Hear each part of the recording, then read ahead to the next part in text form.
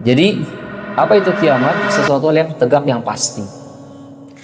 Kata kiamat di dalam Al-Quran bahkan disebutkan dalam konteks sigot fi'il madhi, kata kerja lampau. Padahal kiamatnya belum terjadi. Misalkan contoh di awal surat An-Nahl, ata amrullahi fala tastajiluh. Telah datang kepada kalian ketetapan Allah, maksudnya adalah kiamat. Fala tastajiluh, maka jangan kalian minta disegerakan. Kok bisa? Kiamatnya belum terjadi, tapi digunakannya pakai kata kerja lampau yang konotasinya adalah sudah terjadi. Bahkan di dalam Al-Quran disebutkan satu-satunya kata yang digunakan oleh Allah Subhanahu wa taala untuk sesuatu yang pasti hanyalah untuk al-qiyamah atau kematian, kehancuran misalnya. Pokoknya sesuatu yang pasti, tapi masalahnya belum terjadi, tapi pasti akan terjadi. Nah, ada sebuah hadis yang letaknya hadis nomor 8 di kitab Sahih Muslim, atau hadis kedua di kitab Syarah Arba'in An-Nawawi. Seperti ini. Umar bin Khattab saat itu meriwayatkan bahwasanya ketika kita sedang bersama Rasulullah seperti ini, misalkan contohnya, kemudian tiba-tiba ada orang masuk dari pintu, atau ngetok dulu lah ya, mengucapkan salam. Seseorang yang memiliki wajah yang sangat tampan, putih, bersih, kemudian rambut yang sangat hitam, kemudian duduk di hadapan Rasulullah SAW, di tengah-tengah para sahabatnya, duduk di hadapan Nabi SAW. Kemudian menyandarkan lututnya kepada lutut Nabi. Jadi posisi duduknya iftirash. Ya Muhammad, wahai Muhammad, akhbirni anil Islam. Sampaikan, beritahukan kepadaku apa itu Islam. Maka Rasulullah menjawab, al-Islam, Islam adalah antashhada an la ilaha illallah. Engkau memberikan persaksian bahwasanya tidak ada Tuhan yang patut disembah selain hanya Allah Subhanahu wa taala saja. Wa anna Muhammadan Rasulullah, dan kau juga bersaksi bahwasanya Nabi Muhammad adalah utusan Allah. Satu. Wa tuqimus salata, kemudian setelah itu engkau menegakkan salat. Wa tu'tiyaz zakata, kemudian kau membayar zakat. Wa tasuma Ramadan, kemudian kau berpuasa pada bulan Ramadan. Wa tahujjal baita in istata'ta ilaihi sabila, kemudian engkau melaksanakan ibadah haji jika engkau mampu. Kemudian orang itu mengatakan, shadaqta, benar. Maka para sahabat memberikan respon seperti ini, fa'ajibna lahu, kami merasa terkejut, takjub sekaligus terkejut. Yas'aluhu wa yusaddiquhu, dia yang bertanya tapi dia juga yang membenarkan. Kemudian setelah itu, ya Muhammad, wahai Muhammad, akhbirni anil iman, fa akhbirni anil iman. Selanjutnya, ceritakan kepadaku tentang iman. Apa itu iman? Maka Rasulullah menjawab, iman adalah an tu'mina billahi wa malaikatihi wa kutubihi wa rusulihi wal yaumil akhiri. Nah, ini yang kelima nih. Wa tu'mina bil qadari khairihi wa syarrihi. Engkau yakin satu terhadap Allah Subhanahu wa taala. Maka konsekuensinya adalah kita yakin juga terhadap segala hal yang berkaitan dengannya.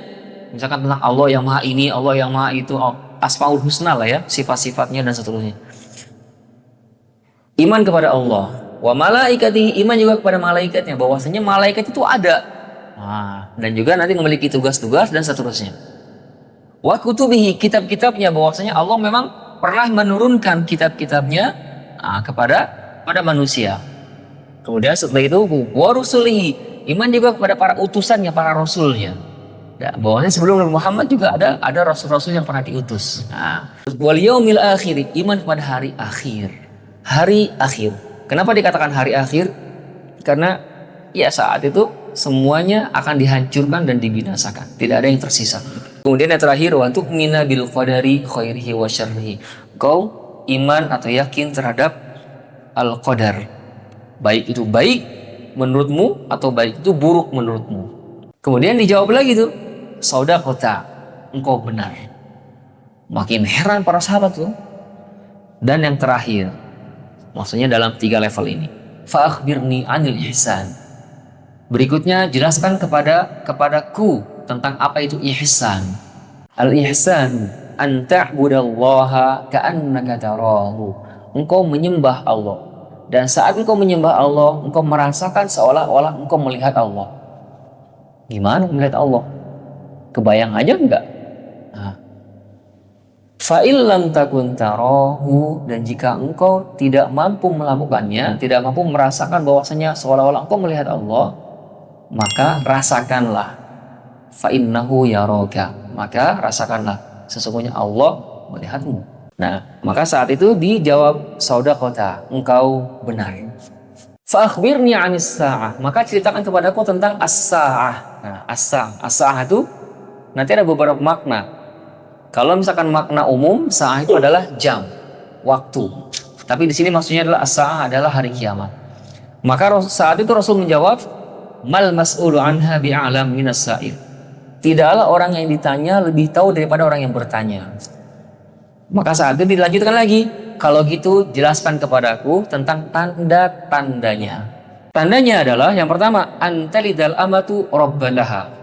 Ada seorang budak, dia melahirkan tuannya. Seorang budak, dia melahirkan majikannya. Kemudian yang kedua, antarul huffatal uratal alata ri'a asya'i yatadawaluna fil bunyan. Kemudian kau melihat ada orang yang bertelanjang kaki, kan? Dia pengembala ternak dan kambing, pengembala ternak lah ya. Kemudian mereka saling berlomba-lomba untuk mendirikan bangunan yang tinggi. Oh. Kemudian setelah itu, summan tolako, ia pun pergi. Langsung setelah itu, udah langsung pergi aja. Pergi. Akhirnya menyisakan sesuatu hal yang membuat para sahabat itu langsung kayak melongo gitu. Ini orang udah langsung main pergi aja. Setelah pergi udah hilang tanpa jejak. Maka saat itu Rasulullah berkata secara khusus kepada Umar, ya Umar, wahai Umar, atadri manis sa'il, tahukah engkau siapa yang bertanya? Maka Umar menjawab, Allah wa rasuluhu a'lam, aku tidak tahu, hanya Allah dan Rasulnya mengetahui. Maka Rasul menjawab, fa innahu Jibril, yang tadi itu adalah Jibril, atakum yu'allimukum dinakum, dia datang kepada kalian dengan tujuan untuk mengajarkan agama untuk kalian, mengajarkan agama kalian.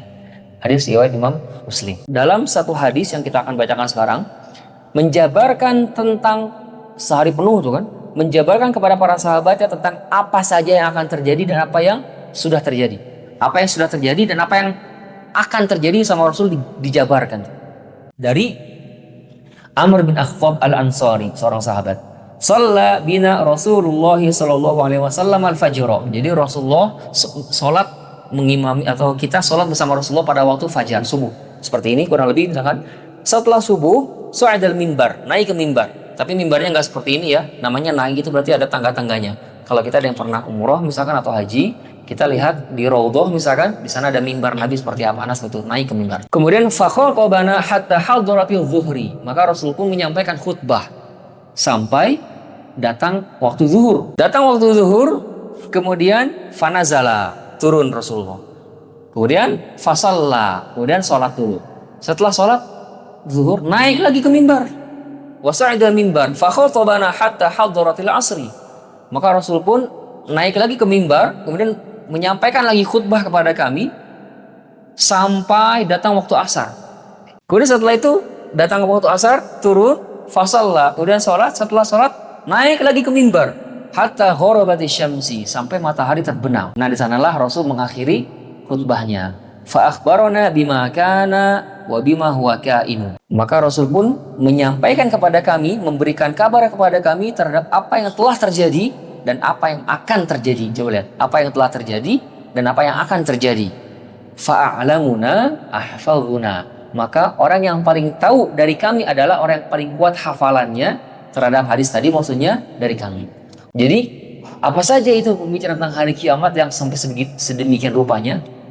Oke, maka kita lanjutkan pada part berikutnya di subuh hari Rabu yang akan datang. Subhanakallahumma wa bihamdika asyhadu an la ilaha illa anta astaghfiruka wa atubu ilaik. Assalamualaikum warahmatullahi wabarakatuh.